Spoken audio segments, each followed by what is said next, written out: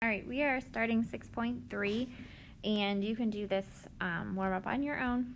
And we are doing compound inequalities today. So compound means that we are like compounding, like you're putting things together. And so since we are doing compound inequalities, you're going to have more than one inequality put together. There are two different kinds of compound inequalities. There are intersections, like intersections, they intersect one another, and there are unions, like they happen at the same time, but they don't necessarily intersect. Today we're going to focus strictly on intersections, and then tomorrow we will do the unions, okay? So compound inequality contains more than one symbol, like more than one greater than or less than, a greater than or equal to, a less than or equal to, okay? A compound inequality for an intersection, so intersection means that the statements are true at the same time. And the word that you use to connect them is and. Okay, so that's very important.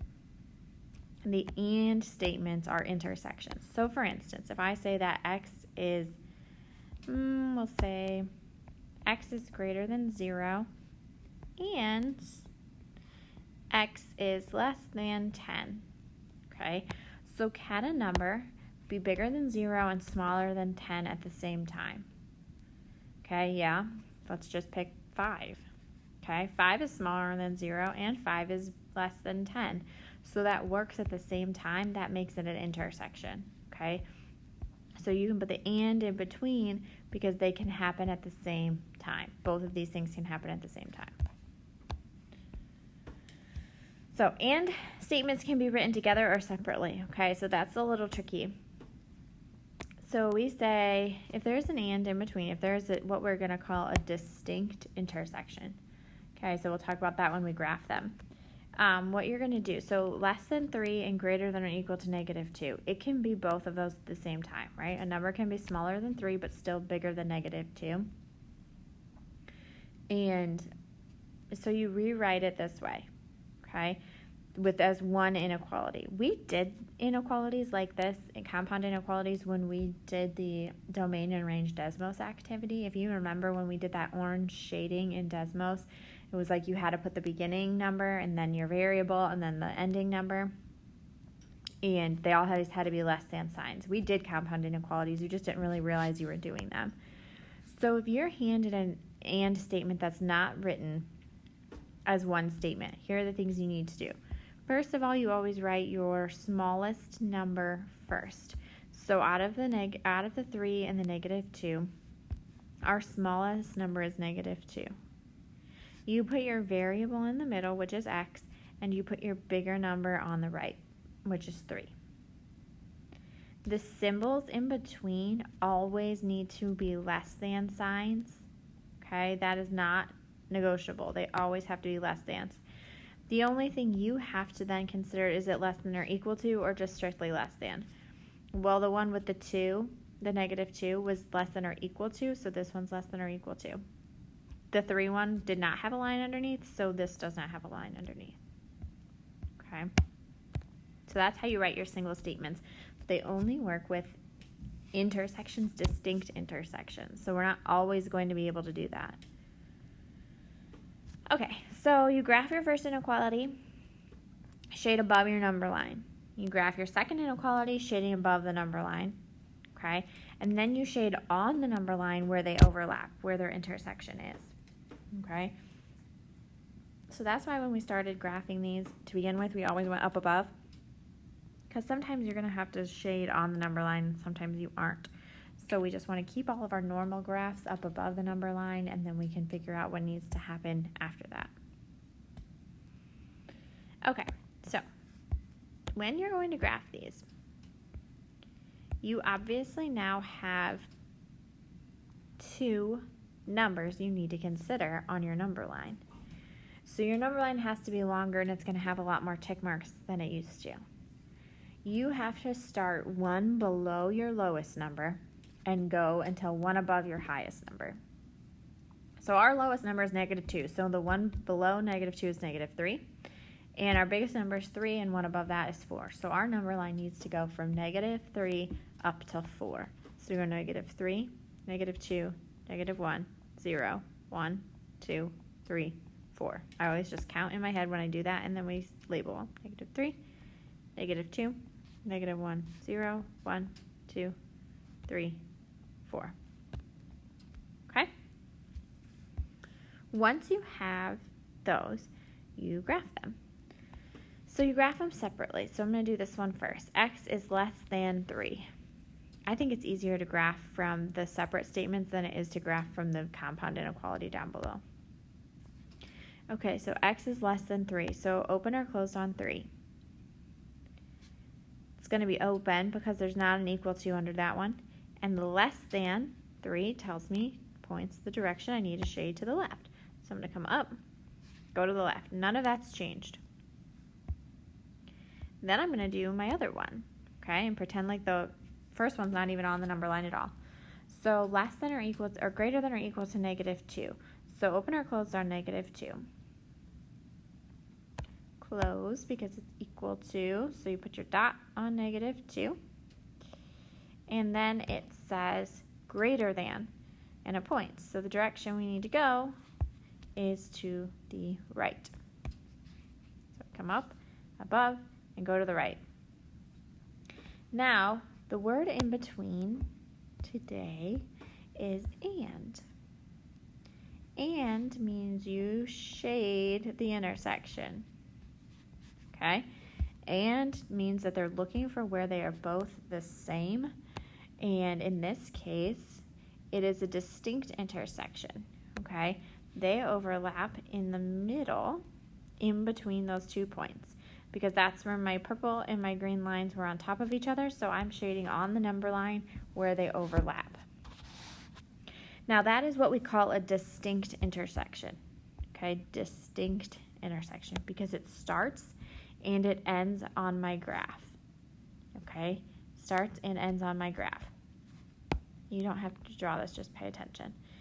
A non-distinct intersection might look like, here's one going this way, here's my other one going in that same direction. They do overlap, starting here and going on, but I don't know where that overlap ends, or it doesn't ever end, okay, because it goes forever to the right. So this is a non-distinct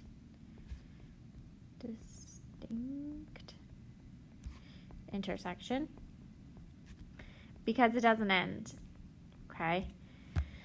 This is a distinct intersection.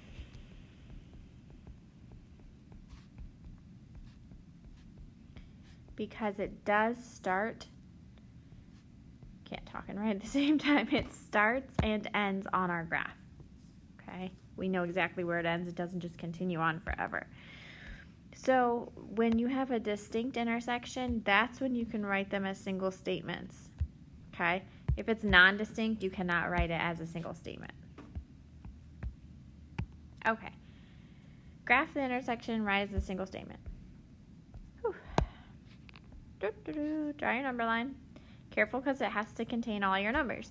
So we have to start one below the lowest and go to one above our highest. So we have to go from 4 to 13. So 4, 5, 6, 7, 8, 9, 10, 11, 12, 13.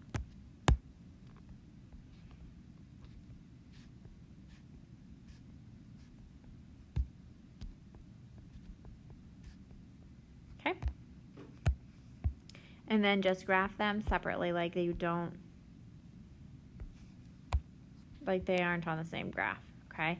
So y is greater than or equal to 5. So that's equal to. So that's a closed circle on 5, and greater than goes to the right. Oops.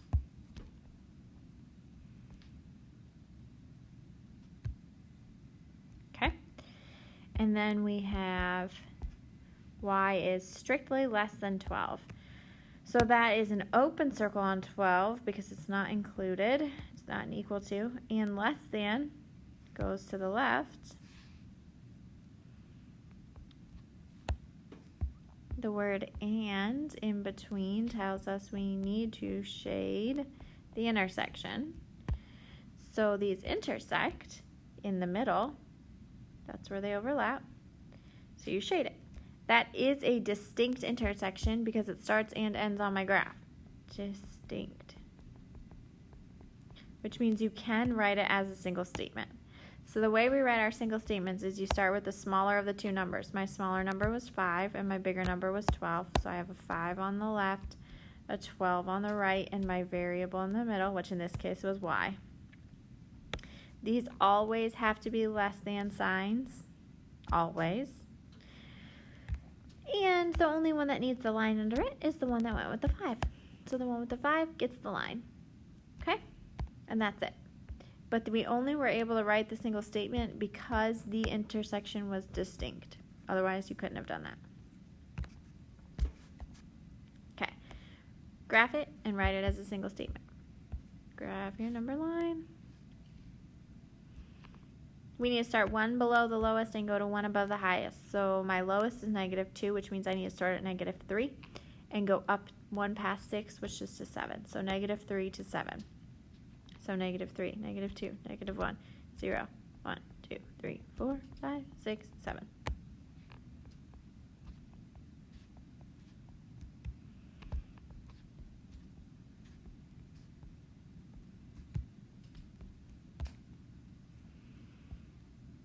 Then you graph them separately. So less than or equal to 6, that is a closed circle on 6 because it's equal to. And less thans go to the left. So closed on 6, going to the left. Whoa. Closed on 6, going to the left. Oh my gosh. Then we flip on over to the -2. That's greater than or equal to, so that's also closed on -2. Except we are greater than, so we are going to the right.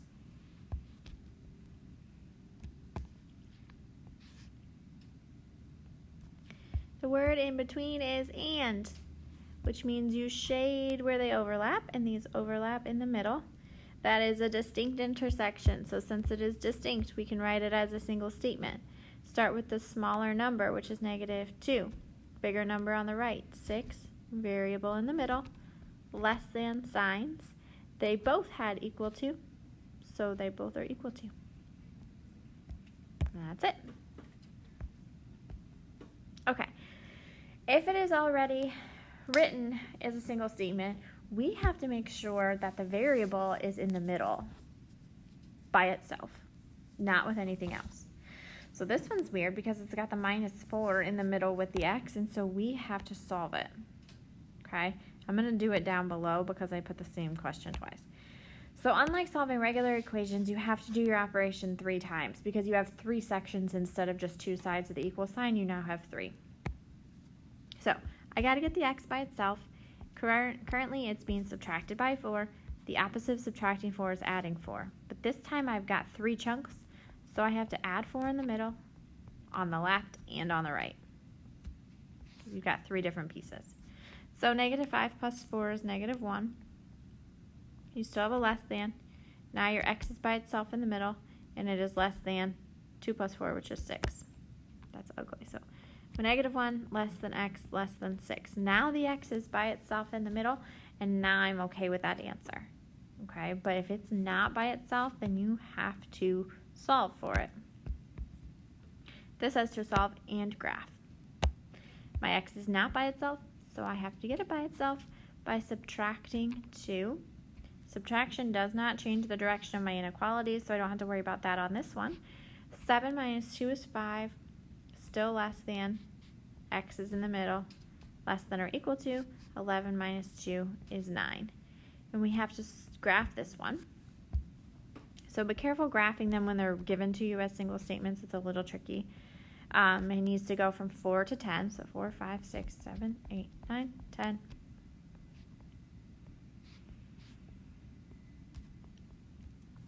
And then you graph each one separately.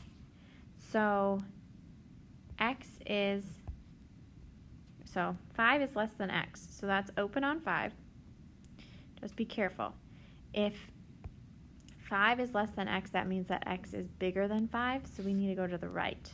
That one did not point the direction because my x wasn't first.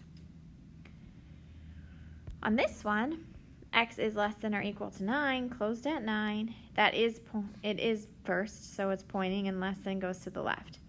Also, the fact that it was already a single statement tells us straight up that it is going to be a distinct intersection, so I know they're going to come up and go in opposite directions already. And the intersection, or the fact that it's written as a single statement, is the same as having the word and in between. Okay, single statements and ands are one and the same. So you do shade where they overlap. All right. Do this one on your own. On your own. In case you're not listening to me and you're just watching it. Do that one on your own. All right. This one I'll do with you. So we're going to solve and graph it. So you have 3 chunks, just like before, except we've got 2 things happening to our variable. So we have to move the 4 first, so subtract the 4 from all 3 pieces. -6 minus 4 is -10, less than. You still have a -2x in the middle, less than or equal to 12 minus 4, which is 8. Unfortunately, we're not done because you still have that -2 with the x in the middle. So we have to divide by -2 on both sides. We're dividing, so you have to stop. We are dividing by a negative, which we don't like. So -10 divided by -2 is a +5. You have to flip your inequality. Your x is now by itself in the middle. You have to flip this inequality. And 8 divided by -2 is -4. Now, because of that, my single statement doesn't make sense anymore because I have my bigger number on the left, my smaller number on the right, and I have greater than signs. So I have to fix it. So we got all sorts of messed up because I had to divide by a negative. So I'm going to just redo it. So -4 on the left, 5 on the right, variable in the middle. We need less than signs, and the one that was equal to was the one with the -4. So I fixed it. It just I had to fix it. Okay. And now we are going to graph it. My number line needs to start at -5 and go up to +6. So 5, 4, 3, 2, 1, 0, 1, 2, 3, 4, 5, 6.